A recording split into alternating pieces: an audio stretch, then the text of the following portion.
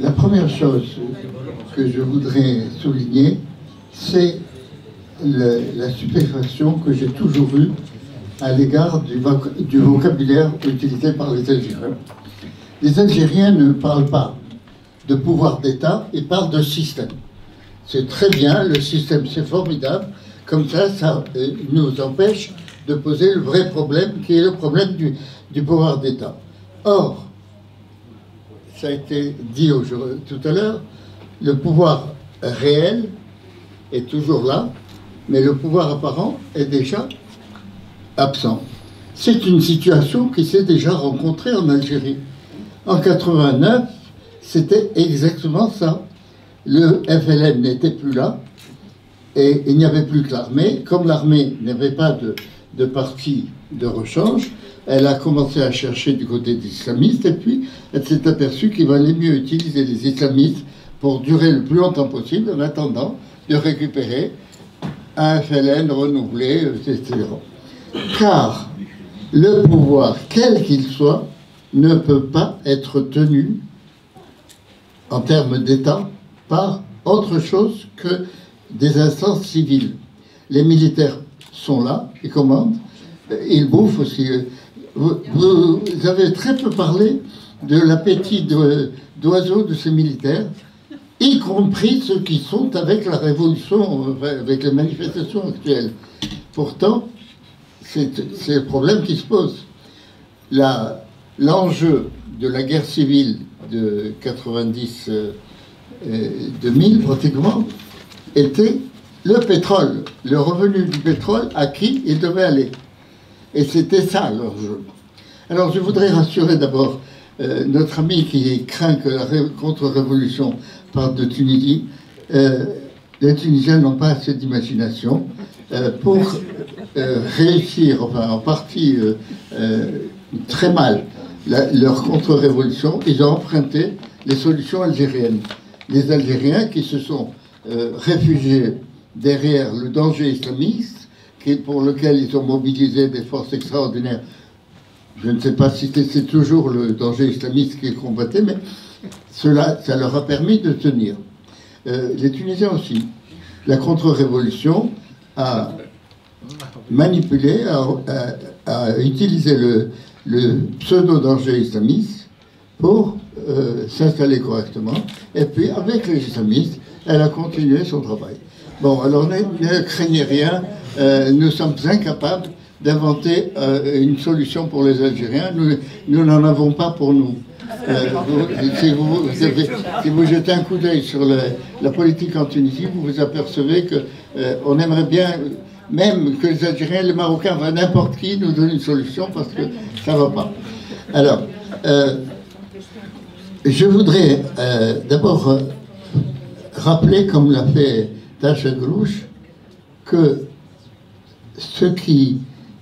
les dangers d'aujourd'hui viennent des risques d'hier.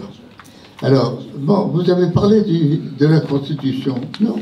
Non, je regrette, mais le coup d'État algérien s'est produit avec l'assassinat d'Abdel Hamdan.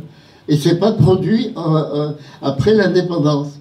Il s'est produit avant, lorsque toute la direction d'origine urbaine a été éliminée au profit de l'armée.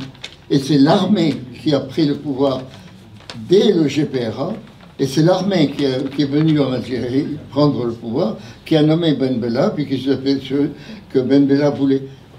Vous vous rendez compte, il voulait en faire envoyer les élèves officiers en France, alors que la majorité des officiers algériens venaient de Russie et de pays de l'Est. Ils n'ont pas voulu. Donc, ils ont fait le coup d'État. Alors, ce que je veux dire, le problème est un problème de pouvoir. Les manifestants ne posent pas le problème du pouvoir d'État. Ils posent le problème du système, de la négociation. Je suis vraiment terrifié par cette négociation à laquelle on appelle, et qui est une négociation entre les bourreaux et les victimes. Oui, ils négocieront, et alors ça ne les dérange pas. Et ils ont renié tous leurs principes des dizaines de fois, une fois de plus ou de moins, c'est changé. Si la négociation peut leur permettre de baisser la mobilisation, ils négocieront et ils accepteront tout. Et ils foutront tout en l'air le lendemain. les gens qui sont les militaires au pouvoir ont-ils ou n'ont-ils pas intérêt à cette révolution, alors révolution proprement dit, c'est-à-dire changement de personnel politique? La réponse est évidente. Ils n'ont pas intérêt. Mais la réponse est, je ne suis pas complètement pessimiste, c'est-à-dire que si la mobilisation perdure, si on trouve des formes d'organisation qui ne sont pas nécessairement des formes habituelles, qui ne sont pas des dirigeants politiques qui auraient un programme et qui seraient suivis par la foule.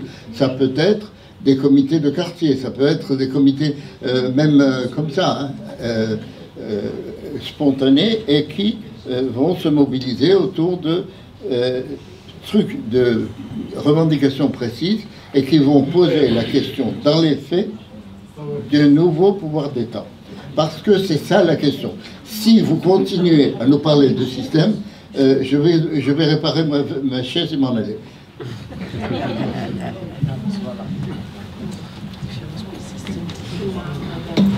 عاش تحكي لنا على السيستم ما تغشوناش البابي ديالك.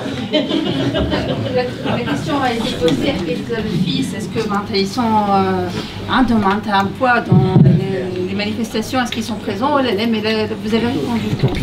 Je vais essayer d'être très bref. Jeune Algérien du fin fond d'Algérie. J'ai 3 points à rajouter, une question pour la fin. Je vais commencer dès le début par rapport au déclenchement du mouvement. Pourquoi maintenant? Pourquoi pas avant? On avait aussi un président inexistant qui a fait campagne et qui a pu remporter les élections avant. Nous avons eu des débuts de mouvement en 2011. Les sources sécuritaires ont recensé plus de 17 000 manifestations en Algérie en 2018. Donc pourquoi ça s'est déclenché maintenant? Nous avons eu le contexte historique, le démantèlement du système politique, de la société civile, qui sont là, qui sont vrais. Mais j'aimerais aussi rajouter quelques facteurs qui sont liés au présent actuellement. L'Algérie traverse une crise économique et financière importante. Ça fait c'est déjà la 2e année que l'Algérie a recours à l'endettement intérieur, que nous sommes en train d'imprimer des billets pour combler nos déficits budgétaires. Le Bahbouha al-Ahd qu'on a fait a permis au pouvoir d'acheter la paix sociale, très clairement. C'est ce qui a permis au mouvement de 2011, lors de la révolution de cette ère. C'est ce qui a permis aussi aux différentes compagnies de Bouteflika de passer. Il y a eu plein de... L'argent public était injecté dans tous les circuits de façon très généreuse, et tout le monde en profitait, même au fin fond de l'Algérie. Donc c'est ce qui a permis de tenir jusque-là. Il y a aussi un deuxième facteur qui est très important, que je trouve qui est le facteur démographique. La structure démographique de la société algérienne a complètement changé. Les jeunes qui sont nés en 99, lorsque Bouteflika a commencé, qui avait 15 ans à son 3e mandat, avaient maintenant 20 ans lors de son 4e mandat. C'est des jeunes qui n'ont rien à voir avec les années 90, c'est des jeunes qui n'ont rien à voir avec l'histoire aussi de la Révolution. Et c'est des jeunes aussi qui sont des jeunes très fiers. La question de la fierté est très importante parce que nous avions un président malade, inexistant. Et pour les Algériens, c'était une image à un certain moment qui est devenue insoutenable. Si le président était encore présent sur pied, peut-être que nous ne serons pas ici en train de discuter de cette thématique-là. Donc ça aussi, c'est très important. L'image que l'Algérie donnait à l'extérieur pour nos jeunes, pour les Algériens qui ont un certain caractère de fierté assez spécial, était aussi très importante. À un certain moment, les Algériens voulaient juste un changement de figure. Mais pas le changement du système de 62.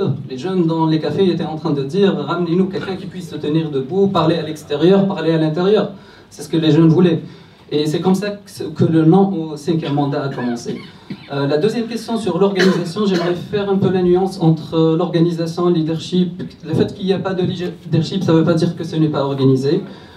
C'est organisé dans les rues, ça ne veut pas dire que les revendications sont organisées.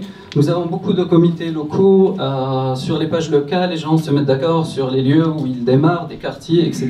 Surtout, je vous parle de l'Algérie à l'intérieur, où les syndicats, je suis désolé, en matière de représentativité sociétale, je ne suis pas du tout d'accord avec vous. À l'intérieur de l'Algérie, la femme est complètement exclue de la place publique, malheureusement. Dans les grandes villes, on arrive à voir ça, on aimerait voir ça encore plus. Donc il y a ce facteur qui est éliminé, les syndicats n'ont rien à voir avec ça, la société civile est complètement exclue, donc c'est une nouvelle génération, c'est les clubs, c'est les supporters des clubs de foot qui organisent les marches, en fait.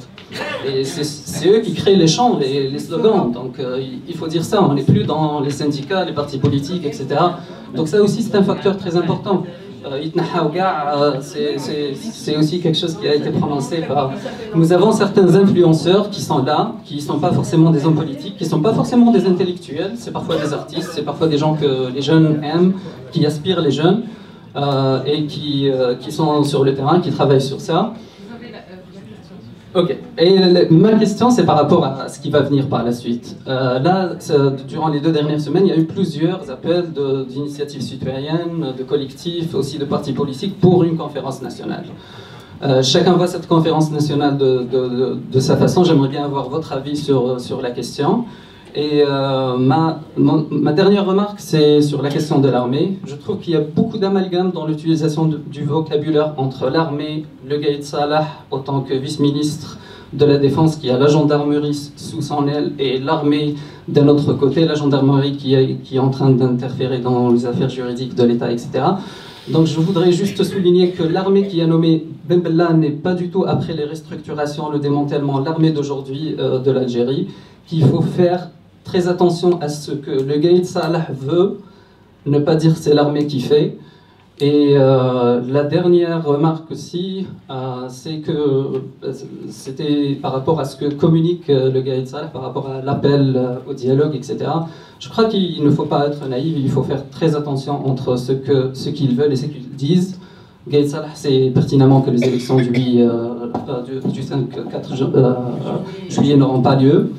Mais il est en train d'appeler au maintien des élections parce qu'il ne peut pas prendre le risque, encore une fois, que l'armée arrête le processus électoral. Merci. Bon, je veux juste citer d'abord le mouvement, alors la spontanéité du mouvement. J'ai l'impression que ça pose des problèmes et je ne vois pas pourquoi. Alors le mouvement, comme a dit Yacine d'abord au départ, il est spontané mais il est organisé. Et tout le monde a dit que justement, simultanément, les gens bougeaient. Et je ne sais pas pourquoi on n'a pas parlé des réseaux sociaux. On sait très bien aujourd'hui que on est au 21e siècle et actuellement, le mouvement social bénéficie de la possibilité de s'organiser à travers le mouvement social, de nouvelles formes d'organisation. On n'en est plus à l'organisation verticale, il faut qu'il y ait des leaders qui soient là, et puis des organisations structurées qui vont... Et ce qui est formidable, je trouve, justement, dans ce mouvement aujourd'hui populaire en Algérie, c'est que la population résiste justement à ce qu'il y ait des représentants rapidement élus et qui, vu l'expérience des différents mouvements qui se sont déjà, même en Tunisie, à partir du moment, et même avant, et même dans les autres mouvements sociaux qui sont passés, qui ont apparu dans l'histoire, c'est les représentants sont tout de suite récupèrent le mouvement et bien sûr font prédominer, font dominer leurs intérêts ou leur vision de la société. Aujourd'hui, donc, mon problème, c'est que d'abord, il faut dire que le type d'organisation, le type des mouvements a complètement changé. Justement, on vient de gens qui venaient d'intervenir à bien expliquer qu'il y avait des comités qui s'organisaient et que c'est justement aujourd'hui, comme ça s'est passé ici aussi, il y a une grande quantité, un grand nombre de chômeurs. La classe moyenne, il n'y a pas que les gens qui travaillent, il y a aussi les chômeurs. Et on sait très bien que la jonction entre les chômeurs et les travailleurs a fait que les mouvements ont été plus incisifs et justement que les gens disent on va changer, il faut changer le système. Regarde, ça veut dire tous les gens qui sont responsables de l'appauvrissement, du vol, des escroqueries, de la précarité, etc. C'est ça le système. Maintenant, le mouvement n'a pas encore dit comment je vais prendre le pouvoir, mais le mouvement va dans ce sens-là. Après, à tout moment, bien sûr, ça peut changer, mais on voit très bien que le mouvement va vers l'élaboration d'une forme de pouvoir. Mais ma question, c'est vrai qu'il y a eu... oui, c'est vrai qu'il y a... on est très content de ce qui se passe, mais le contenu social du mouvement, le contenu politique, parce que bon, tu peux faire une constituante qui va aboutir, comme en Tunisie, à un gouvernement libéral qui est en train de dilapider tous les biens du pays, qui est en train d'appliquer des trucs, enfin, un système libéral sous l'emprise du capitalisme le plus sauvage et le plus appauvrissant pour le peuple tunisien. Vous savez ce qui se passe. Et c'est ça ma crainte. Quelles sont les garanties aujourd'hui, quelles sont les possibilités de mouvement pour essayer de se défendre contre ça? Parce que la participation des forces qui expliquent ça et qui clarifient ça et qui le mettent sur le deck, pour le moment, on ne le voit pas très bien. في علاقة justement le socle de valeurs ou le fond de valeur de ce changement. Est-ce que dégager le système veut dire aussi dégager le système patriarcal? On a bien parlé de la présence massive des femmes dans les grandes villes, de la marche du 8 mars, mais on a vu aussi, on a entendu qu'il y a des violences qui ont été exercées à l'encontre des féministes, précisément, qu'elles étaient ciblées en tant que telles dans les manifestations, et puis que les revendications féministes, المطالب النسوية غير مرحب بها في الشارع على أساس أنها تقسم في الشارع وتقسم في الثورة الجزائرية الحالية. دونك هذا سؤال الحقيقة في علاقة بأي منظومة نحكيو عليها، أي سيستم نحكيو عليه كاع إلى أي حد أيضا، وهل أنه يحتمل أنه نقطع مع المنظومة الأبوية ومع كل القيم الرجعية في حقيقة الأمر. والحاجة الثانية وسمعتها ياسر في الجزائر وبودي أيضا ناخذ رايكم ونستغل الفرصة هذه فيها، هو منطق لو كونسنسوس. وين ما نمشيو يقولوا لنا يلزم كل شيء يصير بالكونسنسوس، ونحن في تونس معناها ولينا نتقزحوا شوية وبدلنا ياكلنا كيف نسمعوا كلمة الوفاق والكونسنسوس. دونك انتم كيفاش تراوها؟ تفضلوا.